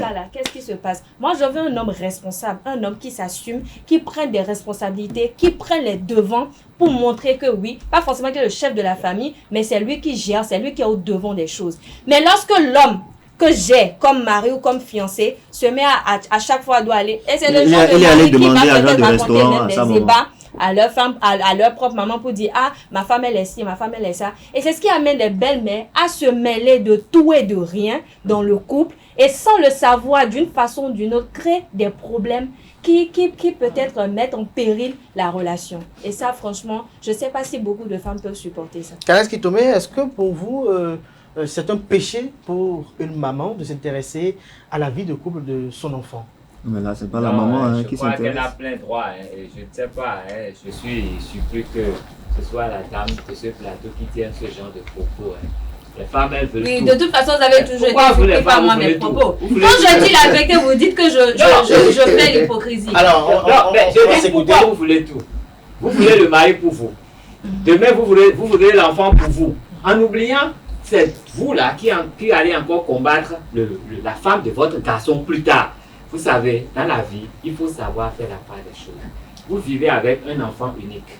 Le père n'est pas là. Il a cultivé une certaine complicité avec sa maman tout le temps. Donc c'est quelqu'un qui le veuille ou non, il a comme un garde du corps qui est sa maman, qui a tout investi, qui a tout misé sur elle. Je n'en disconviens pas. Il n'a pas été dit que la maman s'amène dans la proche de sa maman. C'est lui qui est allé. Alors, on va s'écouter. Alors, Kales Kitomé. Ce n'est pas la maman. Merci, Atifa. Merci. Ce n'est pas la maman qui s'invite dans leur relation, mais c'est le garçon qui rapporte tout à sa maman. Donc, ça veut dire que lui, il a tellement vécu dans ce cocon qu'il a du mal à s'en départir. Et il se dit peut-être qu'il a un devoir avec sa maman. Mais vous savez, c'est un travail mental. Il faut qu'il grandisse. Et si la femme l'aime, elle va l'aider à grandir. Elle va sécuriser. Si la maman est en sécurité, vous savez, quand on sort de chez soi là, on dit qu'il faut toujours avertir quelqu'un. Mais il n'a que sa maman. Il avait sa maman avant d'aller au resto, c'est normal. Il n'avertit pas, il prend la permission de sa maman avant d'aller au resto. C'est ce qui a été dit. Il prend la permission, Kales Kitomé. Il prend la permission. Il est allé demander la permission à sa maman pour aller au restaurant. C'est quoi les choses des grands? Prends la permission. C'est quoi les choses des grands? Mais prends la permission de sa maman avant d'aller dîner. Quand vous informez quelqu'un, Monsieur Kakal, il n'a pas informé sa maman. Non, mais on se tient au sujet. Alors, on va baisser l'adrénaline. Kales Kitomé, pour vous, le fait que ce jeune homme consulte sa maman avant d'aller dîner avec sa petite amie, est-ce que cela n'est pas dû au fait qu'il est caporalisé par sa maman? Il n'est pas caporalisé par sa maman. Il est. Kales Kitomé, il est On a qu'à l'écouter. Il est caporalisé par sa maman. Quand tu es un plus discipliné. Vous informez quelqu'un. Il n'a pas informé. Maintenant, écoutez-moi. Sa seule référence, c'est sa maman. Et quand vous informez de quelqu'un, la personne est libre de donner son opinion par rapport à laquelle vous voulez poser. La personne peut juger que ce n'est pas le moment d'y aller. La personne exprime son opinion et c'est à vous maintenant d'opérer un choix. C'est simple. Même si aujourd'hui j'estime que c'est vous cette femme, si vous êtes avec cet homme-là, quand l'homme voudra sortir, il va falloir qu'on vous informe pour que vous sachiez où il est. Et quand il veut sortir, il dit je sors avec telle personne. Les femmes ont cette manière. Elle va dire ah, c'est lui, il ne faut pas manger, il ne faut pas boire. Donc c'est la même chose que la maman fait. Quand tu es à Moussou, si elle attend d'être vraiment installée dans la relation, qu'elle fasse un peu basculer les choses, elle doit sa place sans problème. Ce n'est pas la guerre. Pourquoi les femmes veulent se combattre tout le temps? J'aimerais bien voir comment vous allez réagir si les rôles étaient Oui, je pense qu'on n'a pas à s'en prendre à la belle-mère. Pas du tout. Et Kales Kitomé l'a dit, le problème c'est au niveau du jeune homme. Est-ce que vous ferez pareil? Non. Si déjà je suis... je ne suis pas fils unique. Je connais quand même votre maman. C'est pas tous les fils uniques ou tous les enfants. C'est vrai, je ne suis pas fils unique, mais je suis proche et je suis quand même Benjamin. Nous savons que les Benjamins sont en quelque sorte les plus chouchoutés. Et je peux dire simplement que moi, je ne ferai pas ça. Pourquoi? Parce que je sais quand il faut appeler maman, je sais quand il faut laisser un peu de temps passer. Pourquoi vous n'informeriez pas maman de ça, par exemple? Ah d'accord, informer maman que je sors avec. Pourquoi vous ne prendrez pas son avis? Je ne prendrai pas son avis parce que par le passé, nous n'avons pas eu ce genre de relation, c'est tout. C'est parce que par le passé, il y avait, je ne vais pas parler de système, mais il y avait ces conditions-là qui ont permis à ce que aujourd'hui le jeune homme se comporte de cette manière jusqu'à aller demander la permission de sa maman. Moi, je ne le ferai pas. Mais est-ce que cette attitude du jeune homme ne résulte pas d'une complicité qui a existé entre lui et sa maman par le passé? Justement, j'ai parlé de ces aspects-là qui, par le passé, aujourd'hui, en fait, c'est juste le passé. C'est ce qui a eu lieu entre la maman et son enfant. Et c'est tout à fait légitime, c'est normal. Moi, je comprends. Mais je trouve quand même que le jeune homme a un travail à faire. Mais oublions, la belle-mère n'a rien à voir dans cette histoire. Pour moi, oui. Elle n'a rien à voir. Vous allez nous poser la bonne question. Je vous laisse poser vous poser la question alors. Vous savez, moi je dirais que la belle-mère n'a pas de responsabilité dans cette histoire. Parce que si qu'elle doit dire non, ne m'en parle pas, ça ne regarde pas. Oui, parce que son fils l'appelle pour lui dire. Non mais attendez, la permission pour aller. Si à un moment donné, ils n'ont pas l'habitude de se parler comme ça. On a qu'à s'écouter. Moi, je dirais que, mais quand même, autre formulation. Oui, mais si je ne dis pas ça, je vais oublier. On est sur plateau. On est sur plateau. La maman ne lui laisse pas. Nous sommes en train de défendre. Alors, quand je dis la vérité, je fais la bagaille. Allez-y. La maman qui accepte ils ont mal formulé peut-être le sujet. Peut-être qu'il avait appelé, il avait voulu informer sa maman pour lui demander de l'argent pour aller au restaurant avec sa fiancée. Non, faut pas aller au-delà de ce qui a été dit. Faut pas aller au-delà de ce qui a été dit. Quelqu'un qui décide de se mettre dans une relation, on n'est plus à l'étape de copinage, on n'est plus à l'étape d'amis. On n'est plus à l'étape de petite amie. On est à l'étape de fiancé. Et ils ont bien, ce qu'ils ont dit, vous avez lu, ils ont dit qu'il a demandé la permission à sa maman pour aller au restaurant avec sa fiancée. Bon, non mais c'est ce qu'on vous a raconté. Moi je me tiens à la phrase.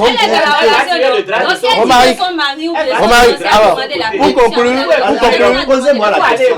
Non, pour conclure. On me pose la question. Non, pas question. Pour conclure, pour vous, en somme, cette histoire, le jeune homme, il est fautif. Non, mais je dirais tout simplement qu'il n'est pas prêt. Il n'est pas prêt et la maman n'est pas prête à lui apprendre comment il doit rester dans une relation. Être prêt, c'est qu'il ne doit pas consulter sa maman. Okay. Il peut informer sa maman de ce que Calès était en train de dire. De ce que, bon voilà, je vais manger au restaurant avec quelqu'un, soit avec un ami. Mais de lui demander, non mais écoutez, demandez la permission pour aller au restaurant avec eux. Merci. Calès qui tombe? Non mais je crois qu'il a besoin de grandir encore un peu dans la pièce de chez nous. Il en a besoin. Et si la femme l'aime, la femme doit l'aider et aider sa maman aussi. Parce que le travail, c'est au niveau de tous les droits. Comment la femme va l'aider? Chacun a son temps de parole, comme m'a dit. Elle doit l'aider à savoir se départir de sa maman. Et elle doit mettre la maman aussi en sécurité pour que la maman sache que même si je ne suis pas là, mon garçon est avec quelqu'un en qui j'ai confiance. Et la maman elle-même va opérer cette opération de se retirer tout doucement de leur relation. Il n'y aura pas de problème. Il n'y a pas de problème. À la fin, très rapidement. Très rapidement, je dirais simplement. Oui, je vous dis, on dit simplement, pas compliqué. De grandir et d'être un homme. Quand on est un homme, ça s'assume, ça prend les devants, ça prend les On ne va pas demander l'argent de resto. Et il faut avoir des couilles si vous voulez. À la fiancée, qu'elle prenne le temps de pouvoir discuter. Parce que toute relation se base sur la communication. Si après les négociations, les discussions et tout, rien ne change, qu'elle prenne la route des champs. Je pense que tout le monde est d'accord sur le fait qu'il doit grandir. Alors, pour vous, il n'est pas grand? Il doit grandir encore plus. C'est une situation que moi je comprends. 90, moi je comprends parce que si sa maman est sa meilleure amie, ou du moins c'est encore plus son ami, je pense qu'il y a lieu de comprendre cette situation-là. Mais le garçon doit grandir, sinon aucune femme. Et la femme doit commencer à parler, à utiliser les petits mots. Merci Romaric. Elle n'a commencé à utiliser les petits mots, que c'est intolérant. Merci, mais vous restez avec moi. On va recevoir en plateau à présent Angela Pédia pour son ouvrage.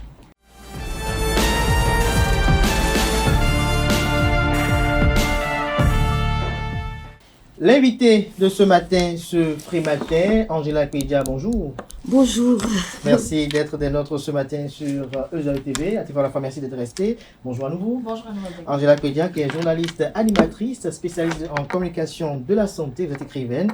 Alors ce matin, vous êtes là pour nous édifier sur votre ouvrage À l'encre de nos silences, qui est une œuvre poignante qui explore les thèmes de l'identité, de la mémoire et de la résilience à travers le prisme de l'expérience humaine. Dans ce livre, vous plongez dans un univers où les mots, souvent tus, prennent vie et révèlent des vérités profondes sur la condition humaine. Vous avez utilisé une prose délicate et évocatrice pour naviguer entre les souvenirs et les émotions, offrant au lecteur une réflexion sur les silences qui façonnent nos vies. Loin d'être simplement un récit autobiographique, ce livre invite à une introspection collective posant des questions sur ce que signifie être entendu dans un monde où les voix marginalisées sont souvent étouffées. Avant de rentrer dans le vif du sujet qui nous réunit ce matin, tout à l'heure vous étiez dans les coulisses, vous avez suivi un peu le panel de discussion. J'ai bien envie de recueillir auprès de vous votre opinion sur cette histoire qui a été en débat. Alors par rapport à cette histoire, moi je trouve que c'est la maman du monsieur qui a tous les torts possibles. C'est-à-dire qu'à un moment donné, il faut savoir couper le cordon ombilical. Puisque il y a deux types d'amour qui sont en jeu dans cette histoire-là. Il y a la maman qui aime d'un amour maternel et la femme qui aime son mari d'un amour, je vais dire, agapé, charnel en plus. Donc, ça veut dire que la maman, même si son fils, il est unique, elle doit à un moment donné lui apprendre à couper le cordon ombilical, comme je le disais, apprendre à être un homme. À un moment donné, il ne faut plus s'immiscer dans les relations de son enfant. C'est difficile, en fait, pour les mères, très souvent, parce que à cause du complexe d'Oedipe, les fils sont beaucoup plus proches de leur mère. Mais c'est à la maman de comprendre, puisque elle aussi, elle a été dans une relation et pas avec les deux enfants qui sont ensemble, c'est elle qui est la grande, je dirais la personne la plus âgée, la plus expérimentée. Voilà, pour faire la part des choses. Donc moi, je ne suis pas du tout d'accord avec la maman qui s'immisce dans les relations. Est-ce que s'immisce? Le garçon, lui, il a voulu prendre son autorisation pour aller déjeuner avec sa fille. Oui, c'est à la maman. En fait, quand... Est-ce qu'il a été fautif? Non, c'est compte tenu de la relation qu'il y a entre les deux. Mais à partir de ce moment, c'est la maman qui doit apprendre à son enfant à être garçon, à être un homme. À un moment donné, on ne peut plus tout dire. Si je prends l'exemple d'une relation entre vous et moi, hein, je vous aime d'un amour fou. Nous sommes ensemble et vous me faites quelque chose qui me fait très mal. Du moment où je vais dire ça à celle qui est devant moi, elle va me donner des conseils qui ne tiennent pas forcément compte de l'amour que moi j'ai. Et des réalités de notre relation. Et des réalités de notre relation. Et du coup, si je viens bonnement appliquer tout ce qu'elle a dit, je vais mettre à mal notre relation. C'est pour vous dire que l'amour que la maman a pour son fils n'est pas le même que celui que l'autre nourrit à son homme. Et à partir de ce moment, lorsque vous laissez une seule fissure entrer dans cette relation, dans vos relations amoureuses, franchement, vous avez des problèmes. Ça vous concerne. Entre vous, vous pouvez décider de plein de choses au lieu de laisser d'autres personnes s'immiscer. Merci à vous, Angela. Merci pour cette précision. Merci d'aller quand même dans mon sens, même si d'aucuns ne seront pas d'accord avec moi, parce que... On parle à l'encre de nos silences, voilà. On parle de l'ouvrage qui nous réunit surtout ce matin. Faut lui permettre de répliquer. Non, j'ai l'habitude en fait, j'ai l'habitude. Merci à vous. Alors, Angela Kpedia, vous avez lancé ou sorti 2 ouvrages le jeudi dernier. Le premier s'intitule « À l'encre de nos silences ». Je parle de 2 ouvrages, mais je veux me focaliser d'abord sur le premier qu'est « À l'encre de nos silences ». Dites-nous déjà, qu'est-ce qui vous a inspiré à sortir ou à écrire cet ouvrage et pourquoi justement ce titre-là, « À l'encre de nos silences ». À l'encre de nos silences, véritablement, c'est pour exprimer la profondeur de la douleur lorsqu'on impose aux victimes de violences sexuelles et de violences sexistes de garder le silence, comme tout à l'heure où la plupart des hommes qui étaient sur le plateau trouvaient que la femme du monsieur devait se taire et apprendre en fait à cocher son homme pour que la relation marche. Donc c'est ce silence-là, quand on le garde, on souffre profondément. On n'est pas épanoui, on est vraiment... on ne vit pas. Donc, c'était pour exprimer ce silence que on nous impose à toutes les victimes. C'est pas à moi seule. Et donc, nos silences, c'est pas forcément moi. Je suis le fil conducteur de l'ouvrage, mais c'est une narration de plusieurs témoignages que je reçois dans mon association qui s'appelle N'aie pas peur. J'ai une ONG où je reçois plusieurs victimes qui viennent me confier ce qu'elles souffrent. Donc, moi-même, j'ai mon expérience par rapport à ces violences sexuelles et je narre au fur et à mesure que ces victimes viennent me voir. Vous voyez, moi-même, je revis tout ce qui m'est arrivé et c'est comme ça que je narre tous ces témoignages. Tous ces témoignages-là, mais on a comme l'impression que vous avez un problème avec le silence. Bruit de silence, aujourd'hui, à l'encre de nos silences, après... En fait, il faut voir à l'encre de nos silences comme également une continuité de Bruit de silence. Dans Bruit de silence, j'ai parlé surtout du harcèlement sexuel. Ici, je parle du viol. Et je reviens sur tout ce qui s'est passé lorsque j'ai sorti Brille de silence. Vous savez, lorsque je l'ai sorti, il y a eu que quelqu'un l'a mis sur les réseaux sociaux, notamment j'avais indexé mon éditeur. Et vous voyez, jusqu'à présent, moi j'ai vécu ça comme un autre viol. Parce que, voilà, moi, j'ai été harcelée pendant surtout mon cursus. Je prends courage, je mets des mots sur ces mots-là, M-A-U-X, et finalement, quelqu'un bafoue ma douleur et met ça sur les réseaux sociaux. Et en fait, ce courage que j'ai eu est détourné. Ça permet aux gens de parler d'un livre pornographique. Vous savez, à l'époque, il y a une femme, dame, en tout cas, c'est notre collègue, qui se permet de mettre sur les réseaux sociaux également, parce que il y a le livre qui est déjà sur les réseaux sociaux, elle a mis un chapitre dans lequel j'ai parlé beaucoup de sexe, donc elle dit que c'est un livre pornographique. Donc vous voyez, cette douleur a été tournée en dérision. Donc pour moi, c'était encore un viol et les procédures traînent jusqu'à 2024. En fait, on a commencé en 2021 et jusqu'à 2024, je n'ai pas de solution par rapport à ça. Et c'est ce qui se passe tout le temps avec les problèmes de viol, les problèmes sexistes, de harcèlement, courageusement dénoncés. C'est-à-dire qu'il n'a pas une réponse adaptée à ces... Vous aurez souhaité quoi de façon concrète? Vous voyez, par exemple, quand on prend le viol, dans notre pays, il est dit que lorsque vous êtes violé, vous ne devez pas vous doucher. Vous devez, par exemple, aller directement soit au commissariat, soit dans un hôpital, soit dans un centre de promotion sociale pour vous plaindre, pour qu'il y ait une réquisition de l'hôpital pour avoir finalement un certificat médical qui prouve que vous avez été violé. Et là encore, les médecins, ils vont parler de défloraison. Par exemple, si la personne, elle était vierge, ils vont parler de défloraison récente. Ils n'ont même pas les outils pour vraiment faire le diagnostic. Et donc, lorsque nous, par contre, on est violé, ce qu'on a envie de faire, c'est de nous débarrasser de notre corps. Donc, on sent que le corps, il est souillé, donc il faut aller se doucher.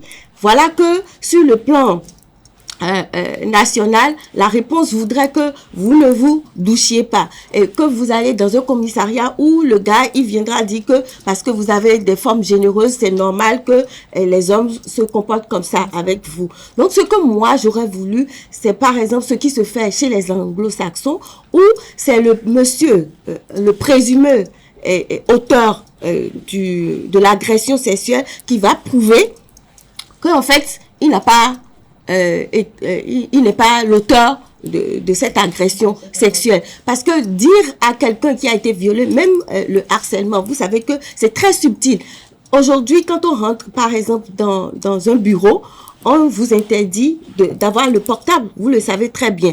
Alors, quand mon patron me touche les fesses ou me fait des choses dans le bureau, comment est-ce que j'apporte après la preuve? Donc, il y a quelque chose que les gens ne comprennent pas dans la physiopathologie du traumatisme qui s'installe après le viol. Mais l'Institut national de la femme n'est-il pas en efficience sur ce chemin?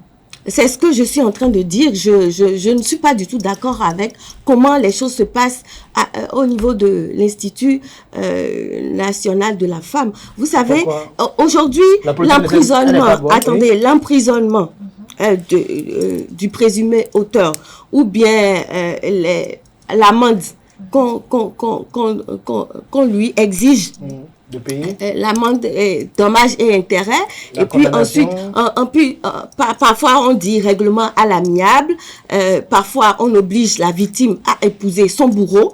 Vous pensez que c'est des réponses idoines par rapport à ça? L'Institut national de la femme demande parfois qu'on règle ces problèmes-là à l'amiable.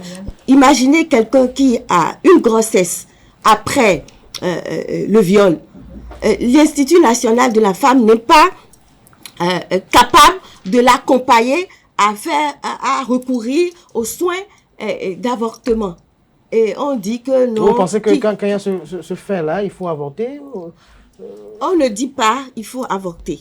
Il faut arrêter la grossesse. Parce que quand on parle d'avortement, il faut avorter, ça a une connotation psychologique très, très négative. Mais c'est la même chose. On interrompt avorter. Quand on interrompt IVG, on interrompt la grossesse. On arrête de poursuivre la grossesse. Avorter, ça a une perception négative dans la tête de tout le monde. Le fait d'arrêter une grossesse, ça ne veut pas dire qu'on a avorté. Pour vous, lorsque on ne parle pas de ça. Maintenant, quand il y a un viol, j'en parle avec des exemples. J'en parle dans l'ouvrage avec des exemples. Dans l'ouvrage, puisque vous en parlez aussi, on a vu le silence qui sonne coupable, on a vu beaucoup de titres. Est-ce qu'il y a des gens... Attendez, je vous parle du viol. Oui. Vous m'avez posé de l'enfant, d'une grossesse au détour d'un viol. Oui. Quelqu'un qui tombe enceinte au détour d'un viol, ça veut dire que c'est un monsieur qu'elle n'a pas aimé. Elle a été violée. Elle tombe enceinte. L'enfant, psychologiquement, l'enfant qu'elle porte, quel est le capital psychologique qu'elle va léguer à cet enfant-là, puisque pendant les 9 mois, elle va être stigmatisée. Surtout, on a eu un exemple ici. Et je raconte dans le livre une femme secrétaire qui a été violée par un député de l'Assemblée nationale et qui est tombée enceinte et qui a été obligée de garder cette grossesse. Elle particulièrement, c'est une femme de pasteur, donc ça se comprend. Mais elle a été obligée de vivre recluse, je vais dire, dans sa maison tout au long de la grossesse. Et quand l'enfant est né, allez-y voir l'enfant, elle n'est pas bien portante. Et si quelqu'un lui raconte demain que en fait elle a été le fruit d'un viol, imaginez-vous la connotation psychologique que ça a pour cet enfant-là. Et comment l'enfant sera peut-être fâché contre le monde, des gens qui vont l'indexer et des choses comme ça. Vous pensez que ça va... C'est quelque chose de bien. On est en train de fabriquer des divorcés par rapport à la société sans le savoir. Mais donc, on sent quand même dans vos propos cette envie folle de dénoncer ces actes ignobles que je caractérise d'ignobles.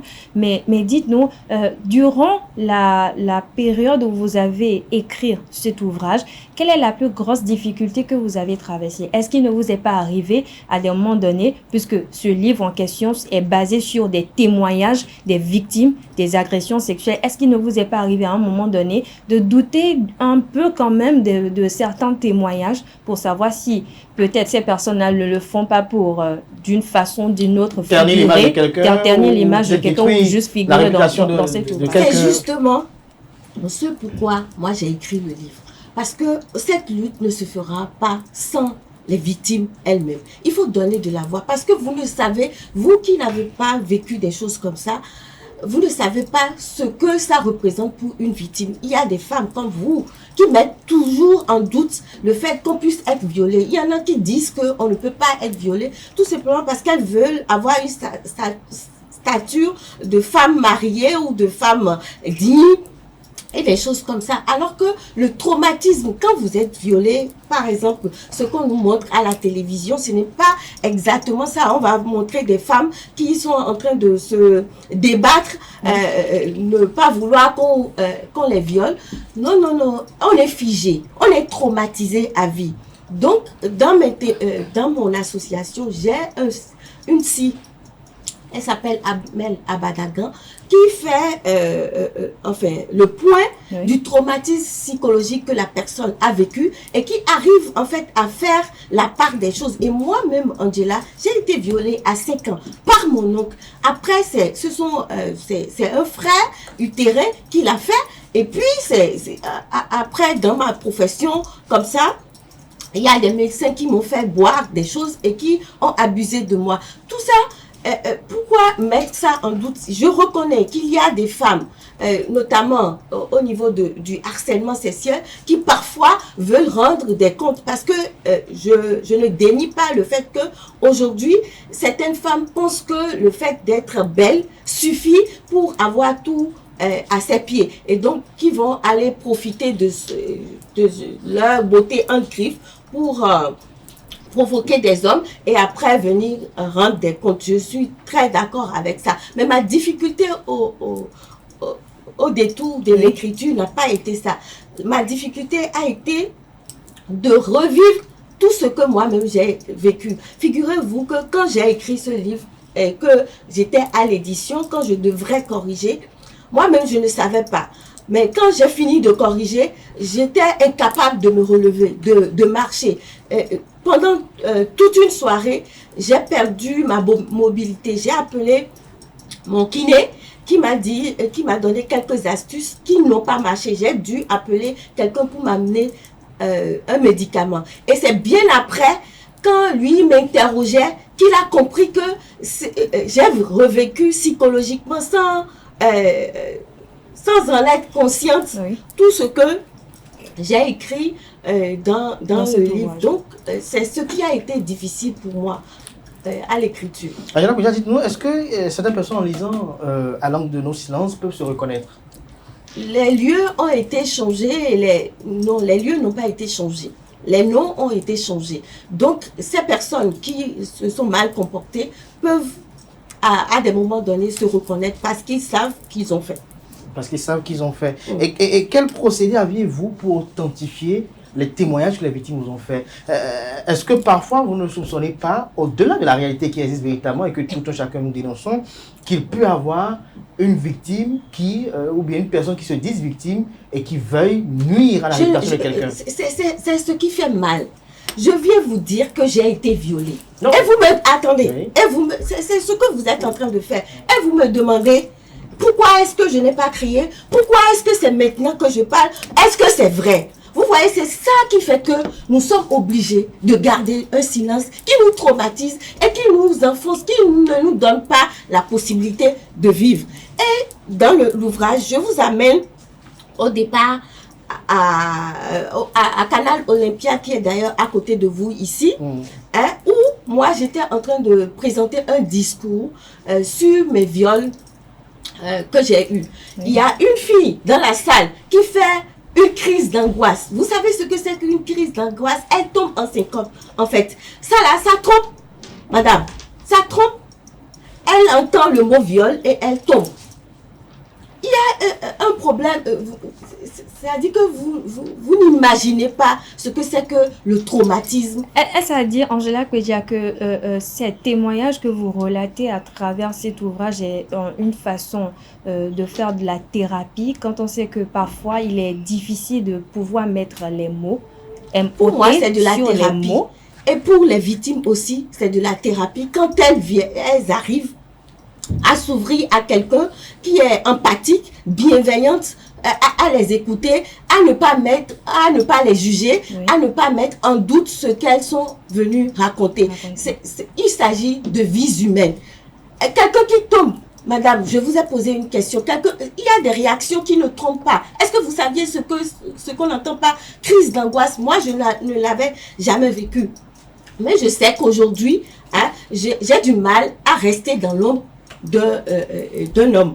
Tout simplement parce que ce traumatisme où l'homme m'a dominé et a fait de mon corps ce qu'il a voulu reste inconsciente en moi, de sorte que je n'arrive pas à admettre qu'un homme me supplante.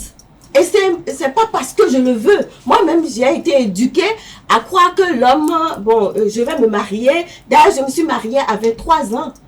Vous voyez? Et jusqu'à 30 ans, j'avais du mal à adopter la position andromate, c'est ça qu'on appelle du Kama Sutra, que l'homme reste sur moi et des relations sexuelles avec moi. C'était très très dur. Et tout ça, c'est des traumatismes hérités par ce qui m'est arrivé. Il y a eu des séquelles. Voilà. Et ça, ça transparaît pour peu que vous avez un dialogue franc, bienveillant avec une personne qui vient vous parler. Lorsque vous avez des a priori comme vous les avez sur le plateau, ça ne marche pas. Et c'est justement à cause de ça que moi j'ai écrit ce livre-là, pour vous dire que voilà ce qui nous arrive quand on est violé ou bien quand on a de ces agressions. Une agression sexuelle. Alors, Angela Kwedia, pendant que vous tenez la parole, j'ai parlé tout à l'heure de 2 ouvrages à l'entame de cet entretien. Le second, c'est Philoyon, une voix qui s'élève. Dites-nous de quoi il est question concrètement. Vous savez, j'avais envie vraiment d'avoir une héroïne à l'allure de Spider-Man. Oui. Vous savez, dans nos écoles, souvent les livres qui sont mis à l'école mettent l'accent sur la domination de l'homme dans la vie de tous les jours. C'est par exemple l'homme qui doit acheter une voiture, c'est encore l'homme qui patronne qui fait si bien que la fille n'a pas une héroïne à qui elle peut s'identifier. Elle est souvent marginalisée. Elle est souvent marginalisée, infériorisée par rapport à l'homme. Aujourd'hui, toutes les filles sont à l'école. Et vous conviendrez avec moi qu'en classe, nous travaillons parfois plus que les hommes. Donc, c'est de dire à la jeune fille qui est dans ce livre-là, Philoyon, une voix qui s'élève, qu'elle a la capacité de dire non quand elle est harcelée et poursuivre quand même ses rêves, qu'il faut dire non. Ce n'est pas sa beauté qui est son atout principal. Ce n'est pas tu nais, tu t'occupes de ton corps, tu te maries, tu ponds des enfants. Ça ne s'arrête pas là. Alors, Philoyon, c'est un livre... c'est une BD, c'est une bande dessinée. Oui, faite en bande dessinée et je crois, elle est co-réalisée par... Vous savez que la bande dessinée, c'est de l'art. Justement, j'allais poser la question, pourquoi faire ce livre en forme de bande dessinée? En forme de bande dessinée parce que déjà à mon premier livre, Bris de silence, j'avais vraiment envie de mettre ça sur les planches, Bris de silence sur les planches, d'en faire un film série. Vous savez très bien qu'aujourd'hui, la force de l'art, des images ne sont plus... n'est plus à démontrer. Donc, lorsque je n'ai pas pu faire tout ça, j'ai rencontré Jacob Jossou, qui est spécialiste, il est dans le monde de la BD, il est journaliste comme moi, mais il travaille beaucoup avec les dessinateurs. Donc, on a mis nos forces ensemble pour créer ce personnage-là qui va être une héroïne en matière de violence, des problèmes qu'on peut rencontrer, que la jeune fille peut rencontrer à l'école, au cours primaire, dans ses relations futures. Voilà. Oui. Donc, c'est le premier tome. On souhaite continuer et vraiment distribuer ça aux enfants. Merci à vous, Angela Kwedia. Un petit message à l'endroit de tous ceux qui s'inscrivent dans votre combat que vous venez d'exposer ce matin. Et nous sommes dans un mois où beaucoup de personnes effectuent des activités contre les violences basées sur le genre. Un message à l'endroit de toute cette communauté-là pour conclure. Je suis très contente que de plus en plus les gens s'intéressent à ce point-là parce que j'ai l'impression que les victimes de ces agressions-là sont oubliées. Mais de voir que de plus en plus notre pays, en tout cas le président Talon, s'est inscrit dans vraiment le changement de paradigme dans ce domaine-là. Moi, je suis très très contente et par la force des choses, même si certains hommes taquinent, ce sont eux qui ont pris vraiment le problème à cœur et qui farouchement nous accompagne dans l'élimination des violences faites aux femmes et aux filles, mais il reste beaucoup à faire. Par contre, les femmes, il y a quelqu'un qui le disait tout à l'heure sur le plateau, je n'ai jamais compris pourquoi nous sommes des bourreaux pour nous-mêmes. Ce sont les femmes qui ne croient pas, comme elle tout à l'heure, on viendra te dire que j'ai été violée, mais tu vas commencer par dire que bon, pourquoi ces questions-là, ça coupe la personne. Et il y a des femmes qui disent qu'on ne peut jamais être violée si on n'est pas consentant soi-même. Alors que quand il y a les conflits, Vous voyez, au Nord Kivu, au niveau du Congo, tout ce qui se passe. Donc, je pense que la justice à double vitesse qui s'est installée au niveau de l'INF doit pouvoir changer. Il faut traiter tout le monde au même pied d'égalité. Ce n'est pas parce qu'il est dans mon parti politique et que moi, je suis chef aujourd'hui, autorité à l'INF, que moi, je ne vais pas le poursuivre. Il a attaqué une femme. Moi, je suis là pour rendre justice. Et donc, on doit conduire la personne en justice et il va répondre de ses actes. En justice, on pourra... En justice, on pourra... L'INF est politisé. Vous n'avez pas vu la chargée de communication, elle a subi des violences là-bas jusqu'à avoir un AVC. Elle est sortie sur les réseaux sociaux, c'est moi. Merci à vous, Angela Kpeja. Merci à vous. Je rappelle que vous êtes journaliste, animatrice, vous êtes spécialiste en communication de la santé. Vous êtes également écrivaine, présidente de l'organisation non gouvernementale N'aie pas peur. Merci d'être passé sur EZE TV. À très bientôt. Merci à vous, Atifa Olafa, d'être resté avec moi pour conduire cet entretien. Merci à vous, chers amis internautes, sans lesquels nous ne sommes rien. Merci pour votre attention, votre fidélité constante à ce programme télé sur EZE TV. Portez-vous bien. On se retrouve demain, mercredi, par la grâce et la volonté divine. Jusque-là, belle suite de programme sur EZE TV.